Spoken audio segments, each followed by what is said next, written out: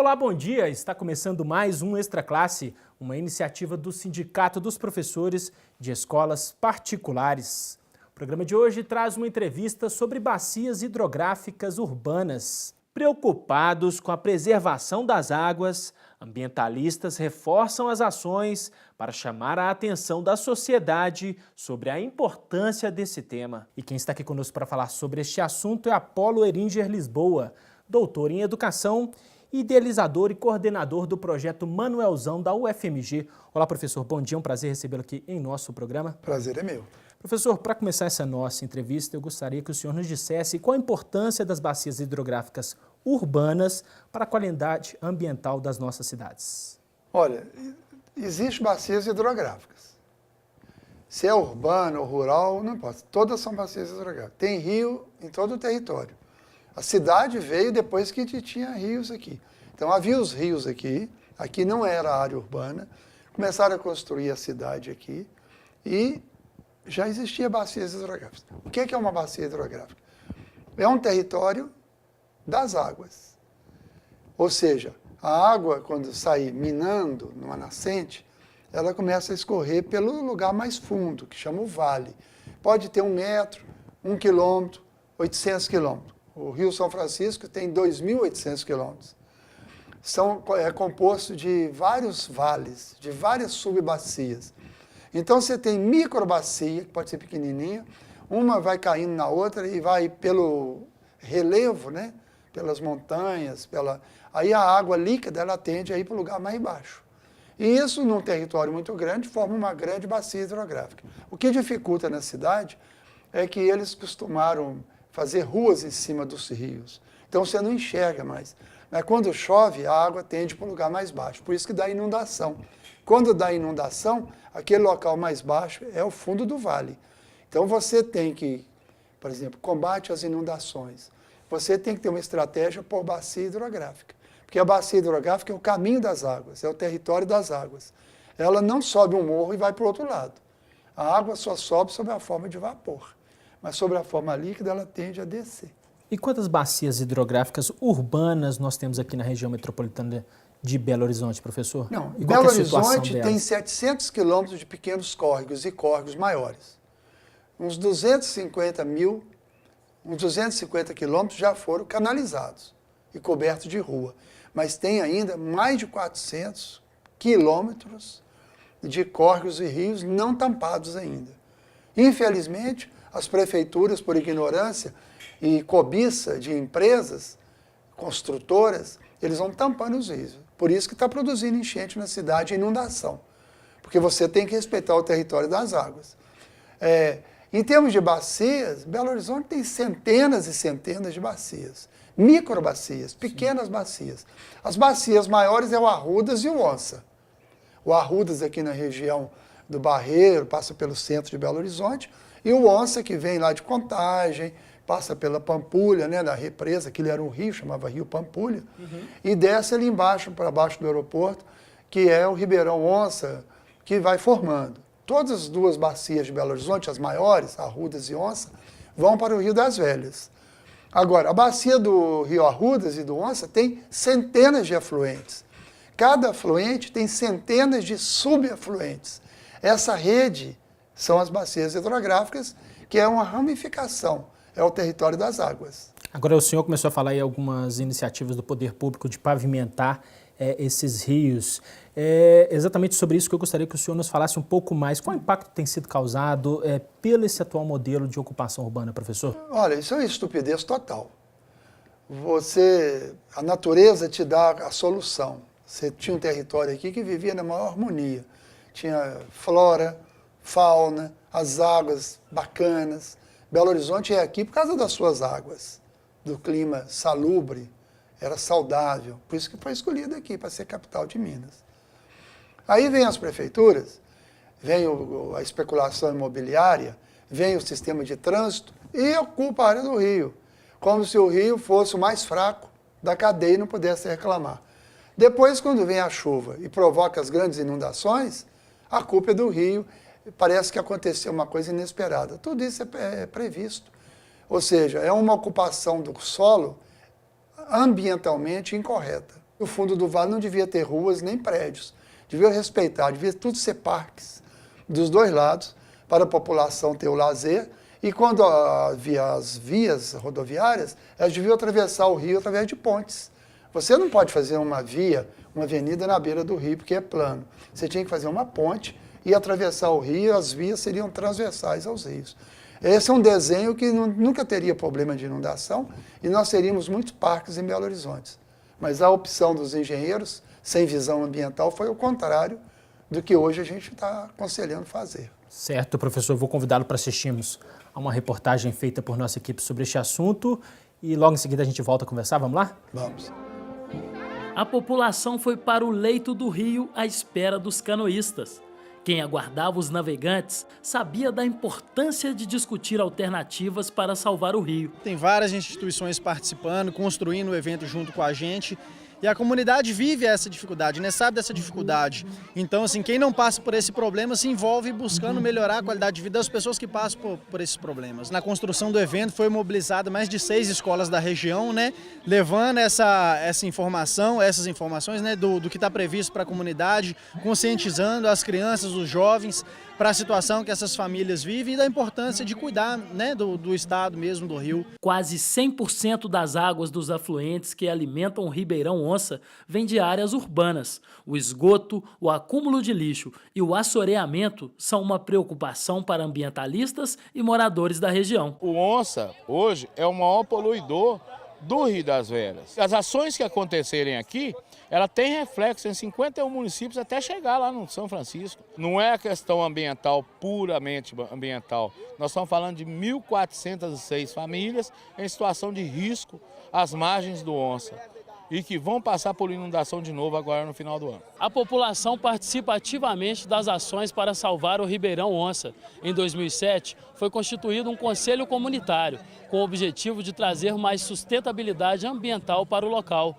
Daí surgiu o evento Deixa o Onça Beber Água Limpa. Estou vendo vários sonhos sendo concretizados aqui nesse evento de hoje. É o 5º evento e espero que no próximo ano que vem já seja um visual já melhor, com um pouco de progresso para essa região. É uma região muito sofrida, água suja, mas são pessoas que querem que a condição de vida, a qualidade de vida seja melhorada a partir do projeto da implantação desse Parque Municipal Auxiliar. Aqui no encontro entre o Córrego do Isidoro e o Ribeirão do Onça, a natureza luta para não morrer.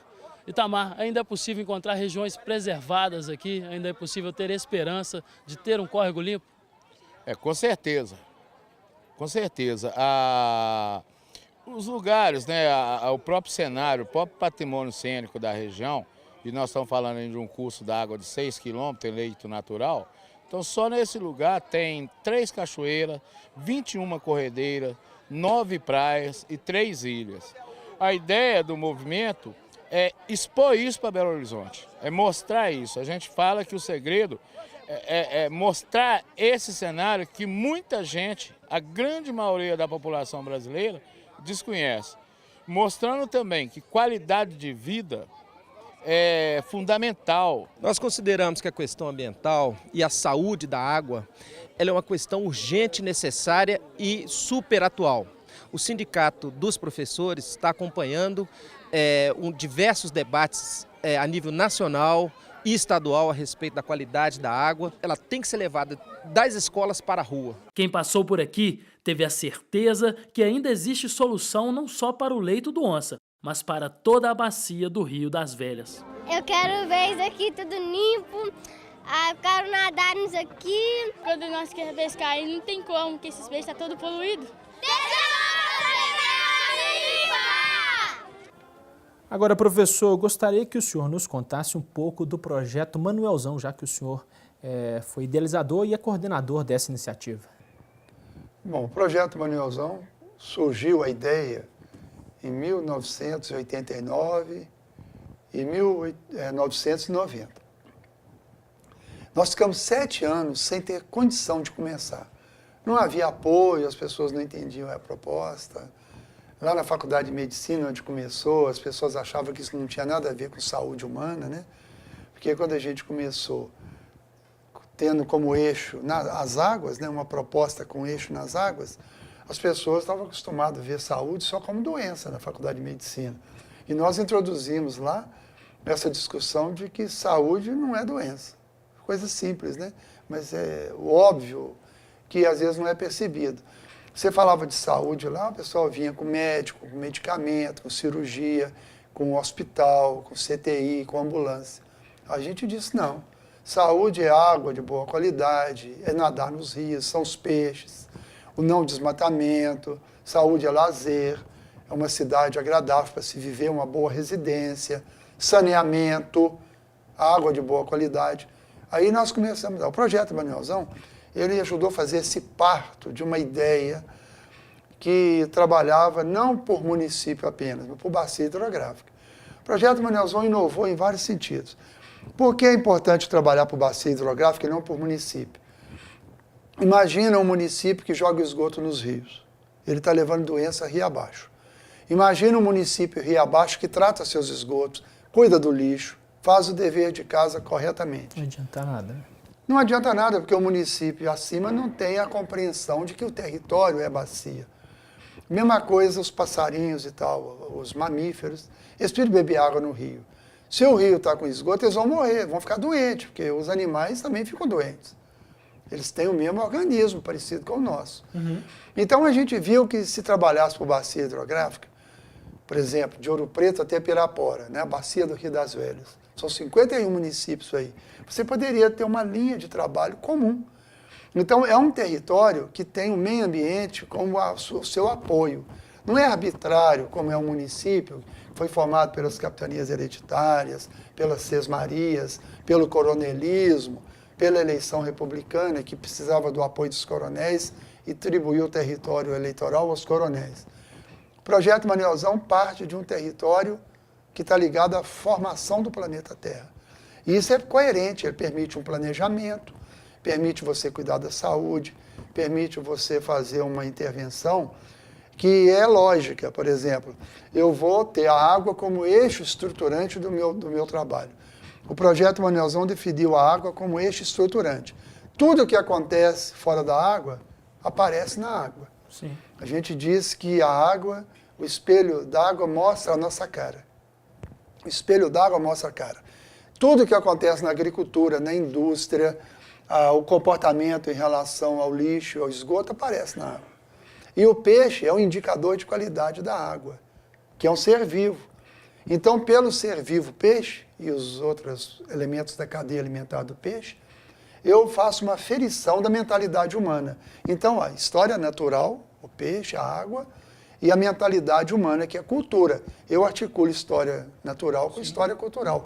Com isso, eu tenho um método de trabalhar, tenho um território e tenho uma proposta. Qual é a proposta do projeto Manuelzão? Trazer de volta o peixe e nadar nos rios. Pois é, nadar nos rios significa que o ser humano é um peixe também. É um peixe fora d'água, mas ele é da mesma origem do peixe, a evolução da vida no planeta Terra. O programa, inclusive, trabalhava com metas de despoluição, de recuperação dos rios, né? Em geral, qual a situação dessas metas, professor? Olha, não tem sentido a gente fazer qualquer trabalho sem ser por meta. Quando você enuncia bons objetivos, todo mundo concorda. Só não dá prazo e não faz. Os políticos, nós adoram isso. Balançam sempre a cabeça. Você pensa que está concordando.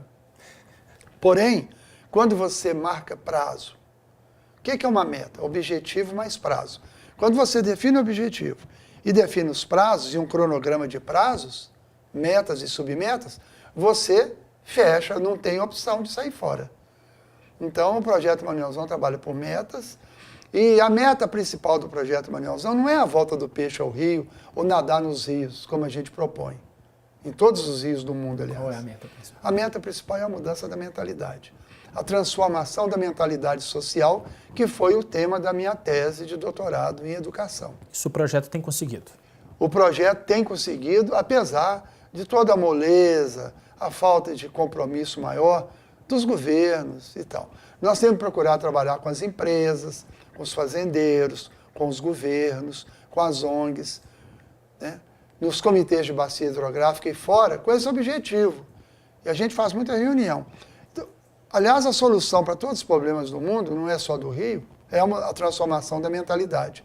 Nós estamos vendo aí manifestações de rua agora, essas grandes manifestações, né, desse mês de junho, Sim. no Brasil inteiro, que é um fenômeno interessantíssimo, e você vê que, no fundo, o que as pessoas estão querendo é que a gente mude o Brasil. Mude como? Mude a mentalidade. Não adianta mudar só a economia, te dar mais dinheiro. Se continua tendo violência, se as pessoas estão infelizes, se demora 4 horas para ir e voltar ao trabalho, é isso que a gente quer. Por exemplo, nós não queremos uma política que, para resolver a crise, aumenta o número de automóveis na rua. O automóvel não resolve o problema do transporte. Quanto mais carro, pior fica o transporte. Você vê, ninguém podia imaginar isso. Mas o povo está percebendo que está sendo enganado. Não tem dinheiro para educação, não tem dinheiro para lazer, para recuperar os rios, mas tem dinheiro para gastar, jogar fora bilhões de reais na Copa do Mundo, por exigência da FIFA. Isso é uma humilhação para um país como o nosso. Agora, professor, o senhor chegou a falar dos governos. Em linhas gerais, qual é a situação aqui em Minas em termos de gestão dos recursos hídricos e das bacias hidrográficas de um modo geral? Qual é a situação aqui? Tirando o pequeno avanço que teve no Rio das Velhas, pela grande mobilização do projeto Manuelzão, é uma tragédia a gestão das águas, a política das águas em Minas Gerais. Minas Gerais é o estado que mais desmata a Mata Atlântica. Isso, nos últimos 4 anos, é campeão. Mais do que a soma de todos os outros estados juntos. Minas destrói seus rios. Minas não tem sido um bom exemplo para o Brasil na questão ambiental. Uma tragédia, uma falta de sensibilidade muito grande. Nós tivemos um pouco de sorte no início aí do governo passado, porque nós tivemos um pequeno apoio para salvar o Rio das Velhas. Já tratamos 60% dos esgotos da bacia do Rio das Velhas, todo. Isso é muita coisa. Mas ainda falta 40%. Nós conseguimos fazer um plano para a meta 2010, agora 2010, 2014. Foi o que mais avançou em Minas Gerais e no Brasil, o caso do Rio das Velhas. Mas é excepcional. Nós conseguimos, por uma grande mobilização, um resultado razoável. Mas eu não vou ficar satisfeito se eu estou vendo que os demais rios estão se transformando em esgoto e a água, em vez de levar à saúde, está transportando doença. Certo. Professor Apolo Eringer Lisboa, agradeço a participação e a gentileza da entrevista aqui para esta classe. Ok. É um prazer para mim falar para os professores. Certo. Confira agora a agenda da semana.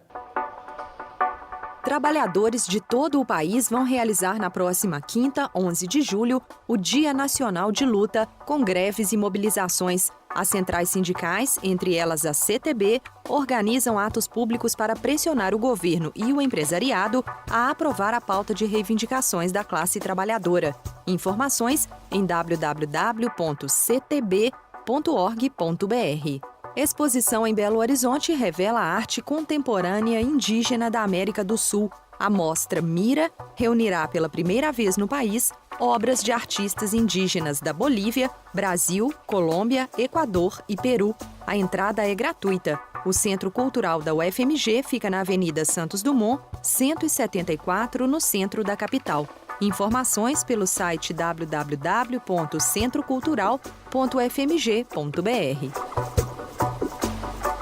A gente fica por aqui, mas para saber mais sobre o Sindicato dos Professores, é só visitar nosso site. Sua participação é muito importante. Envie sugestões e críticas para o endereço extraclasse@simprominas.org.br. Um grande abraço e até a próxima semana.